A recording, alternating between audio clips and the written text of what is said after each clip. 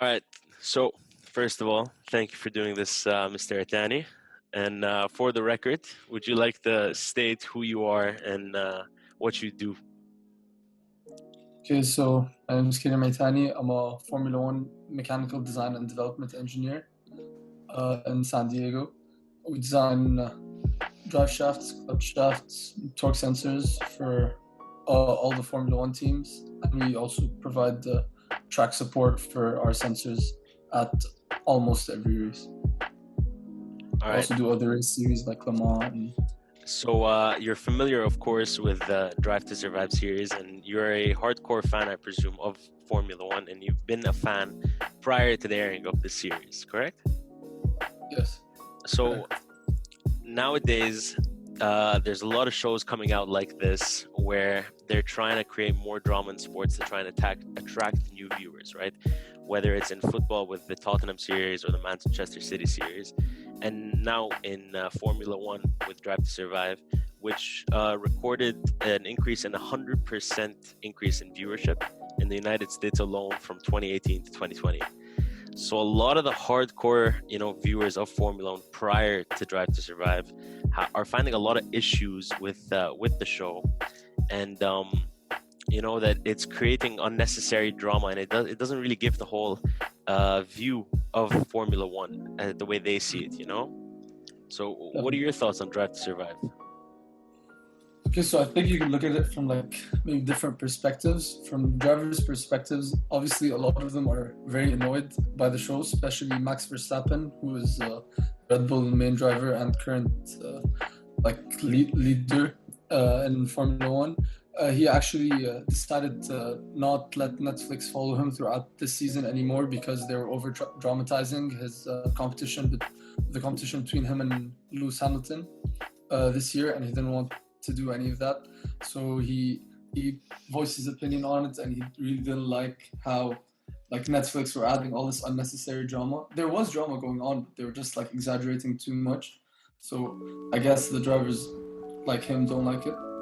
And then, but like on the other hand, drivers like Daniel Ricciardo, who are more like bubbly and like love like talking to people and are all about like being showboats.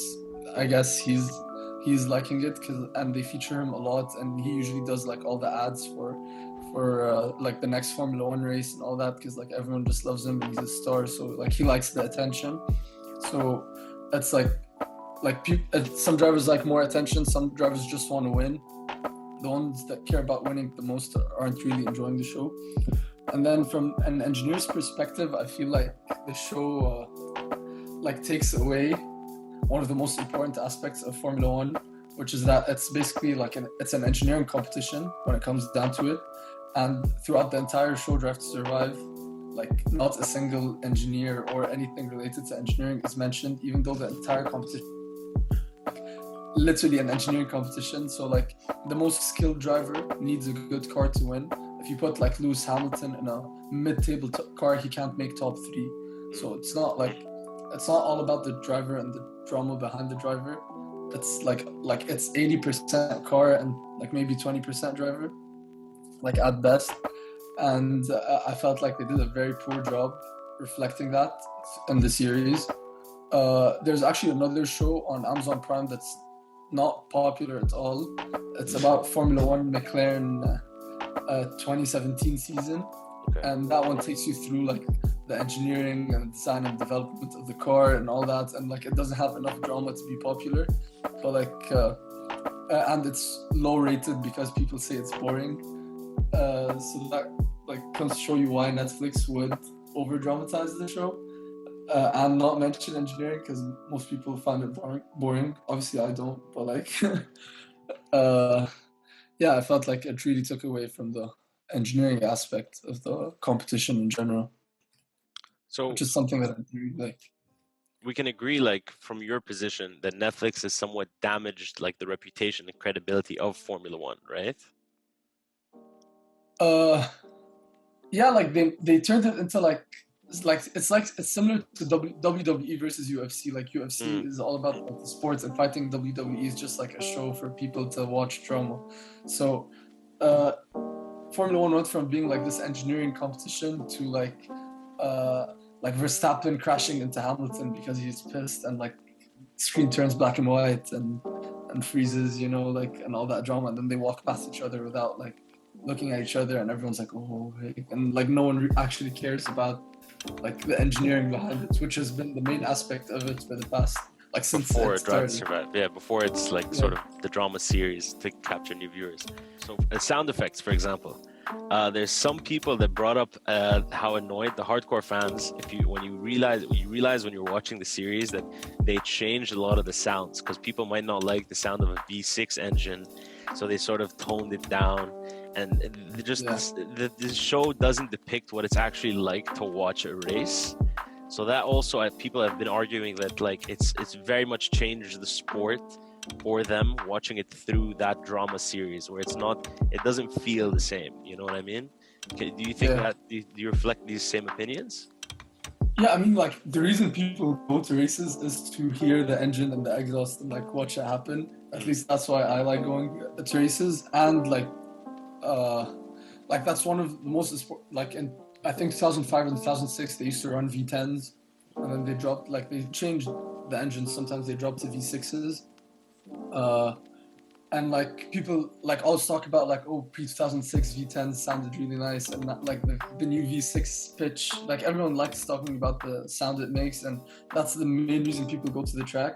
But now like people only go to the track because like they're expecting drama that they don't get to see when they go watch it there, and like they don't appreciate everything that's going on. And that, I think you could say, that also goes back to the engineering aspect of it, because like the exhaust and the sound of the engine is literally engineered like to be like that. Not the sound exactly, but the sound is a result of the engineering of the engine and the exhaust. And like people that truly appreciate like actual racing and Formula One appreciate the design behind it. But like all the new fans like don't look at it that way. They just look at the drivers and their emotions instead of the sport itself. So it's taking away the attention from the actual substance of the competition and putting it in like drama between drivers. Yeah. So I was reading a bunch of articles on the like in the build up to this interview, right? And I learned why suddenly Formula One has been blowing up, aside from Drive to Survive, which is its acquisition. The Wider Sports' acquisition by Liberty Media, and that's why they've been more active on social media and things like that. Which is the only way I know Formula One. By the way, like Daniel Ricciardo is from TikTok, and I feel there are a lot of people similar to me. And I read this one article published on Vox where this female writer is writing how females are being brought into the Formula One world through Drive to Survive, and she compares it to the Real Housewives, but in fast cars. Do you think like, yeah, I could tell like you're genuinely annoyed by this just because of again the argument of like they're over dramatizing Formula One كتير. So you have any opinions on Formula One being called Real Housewives in fast cars? Look, obviously that's not the case, and it's pretty annoying that people would view it that way. But like, I guess you can say that like, you know that like, what's the saying that like, all publicity is good publicity, something like that. Yeah. So basically, like, yeah, we have like, I guess you can call them like low quality fans going in and like ruining the main purpose of the sport. But at the end of the day, what drives innovation in the sport is how much money is being put into it. Yes. And like all this attention, It's just regardless more of money in. who it's coming from, it's just bringing more money in, and it's driving innovation in the sport. Like even like the company I work at, we're almost doubling production this year because all racing teams suddenly have like a lot more money. And then like it seemed like Williams Racing got bought out by a private equity firm in Manhattan, and like the ads for you to put like the cost of putting ads on cars increased a lot. So all teams are bringing in like way more money, which could result in like more fun racing and more fun engineering. So even though I don't agree with the opinions of the new fans, I still want them to like come in, even if they want to call it Real Housewives, or really like don't care, as long as they're putting money into the sport that can let us advance the engineering of it, I guess like I'm satisfied, and I'll take the annoying commentary uh, on the sport for innovation and like the way the car works and all that. So there's pros and cons to the show. there is pros and cons, yeah. Okay. But I would say the pros outweigh the cons because like the innovation of the car is more important than anything that goes on around it, and like the advancement in the engineering of the car like is like the coolest part of it, at least to me. And like, yeah, you have like all these new sponsors trying to get in on Formula One after seeing like how many people are watching it, and like I think we had like a record attendance in Texas last Formula One weekend. 400,000 people were on the track. Damn. That's like almost 5 times Wembley. Yeah, that is. which is actually super mad. Damn. So, yeah, exactly. Sorry, I have to just turn this back on. So what I was curious about is you're not seeing the same sort of a reaction from Formula One fans as you saw from football fans when they were creating the Super League, and the whole point of the Super League was to try and attract a wider audience to try and watch this amazing sort of football league with all the biggest names and all the biggest teams playing against each other. And in Formula One, you have this dramatization. It's their way of trying getting a larger audience into Formula One. And so generally, you don't think it's an issue when you're not changing the sport. You're just showing a different perspective, where you're trying to show a different image of it. You're not showing the true image, but you're not exactly showing a bad image, right? It's not generally bad. It's dramatized. Some of it is fake, but you're not really changing the sport in itself. So you don't find any issues with this that like sort of cross a line, right? It creates some annoyances, but it's all right. Like it's still good for the sport. Yeah, exactly. So I feel like it's different from sports. So like Formula One, because it brings in a lot of money that would drive innovation in the cars. It's actually like pretty good for the sport. Like no matter, regardless of how the fans that are bringing in the money are seeing it, at the end of the day, more money means more innovation, means like better cars. So in my opinion, it's good for the sport. On the other hand, and so like because you're advancing like type of technology and engineering, but in like football on the other hand, like they just wanted to monopolize the league and have like a bunch of teams like only like elite teams participate in one league, and that doesn't really like essentially advance anything. Sport, it just changes it completely. Yeah, it just changes it. So like the fans of other teams that do not make it to this league are left in like trash leagues, and like the competition is not enjoyable anymore. And like what's nice about football is seeing like a bottom table team like challenge like a top table their way up. Yeah, exactly, and maybe even winning, like when Leicester won Premier League, for example. But like now you can't have that. You can't have surprises anymore. It's all just like big teams playing each other. So that would be like terrible for the fans and the players, like, and the club, I guess. Like I don't think it's good in any aspect of soccer. Yeah, exactly. But it's good for Formula One because it funds technological and mechanical, I guess, innovation. Yeah, just it's bringing in more money generally to the sport, which is then being used to sort of make it even better. Yeah, like fund R&D, and football doesn't have any R&D, so you don't need that fund. So car companies generally had the motto of like drive on Sunday, sell on Monday, and where they used their races and like Formula One, for example, to sort of, that's how they advertise their cars, that's how they drive sales. And then afterwards, there's a show called Initial D, which followed this character driving his Toyota AE, I think it was an AE 86. But that suddenly turned on a light bulb moment in car manufacturers, showing that TV can actually boost sales quite heavily, right? And so that's sort of the light bulb moment that then led people to Top Gear, led people to all these shows.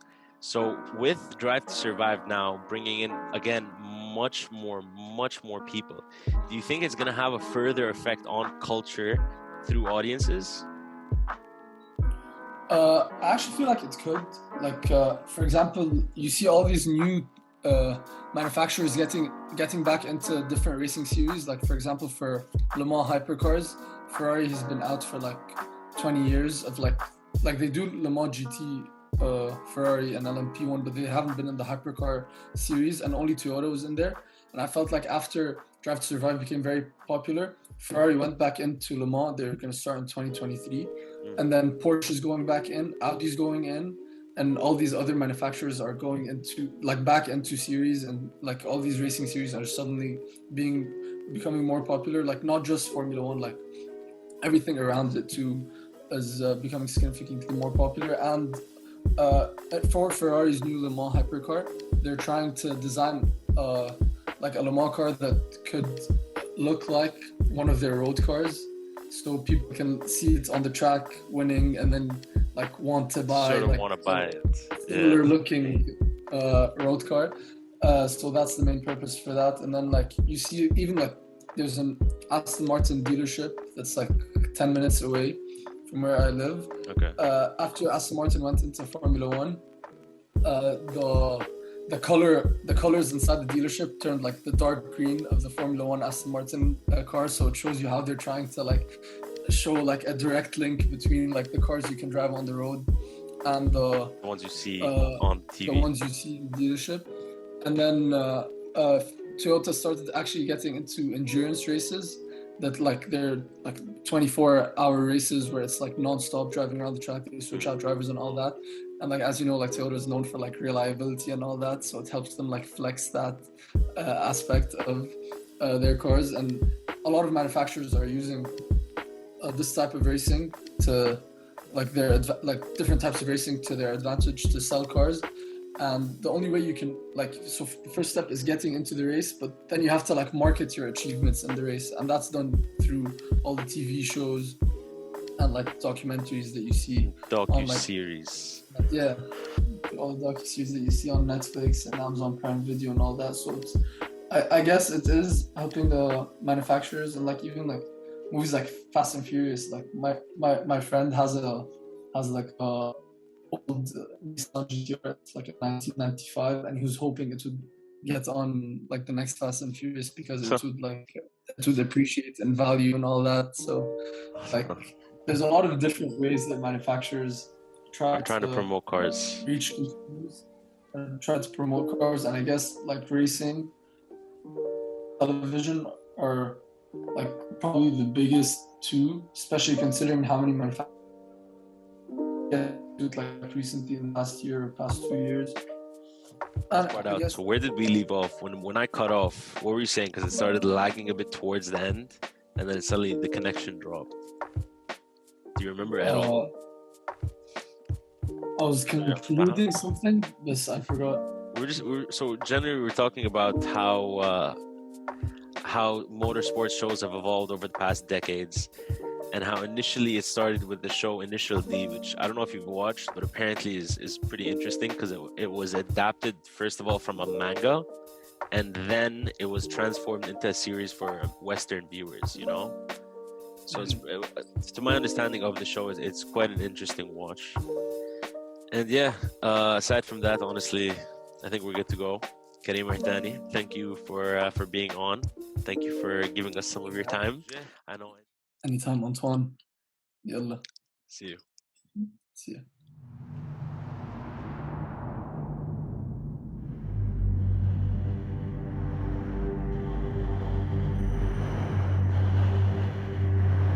Thirty seconds.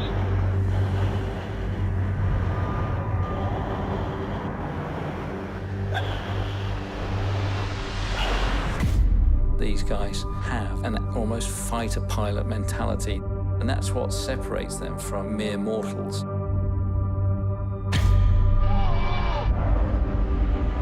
All I ever do is pray for a safe race. I never thought that I'd be there one day watching my son. For me, it's heart attack after heart attack. Are you okay, Nico? Yeah, there's fire. There's fire. I love the danger. that adrenaline and that excitement. They have crashed! They've gone into each other! I'll do anything I can to get the best results possible. I'm not worried about dying.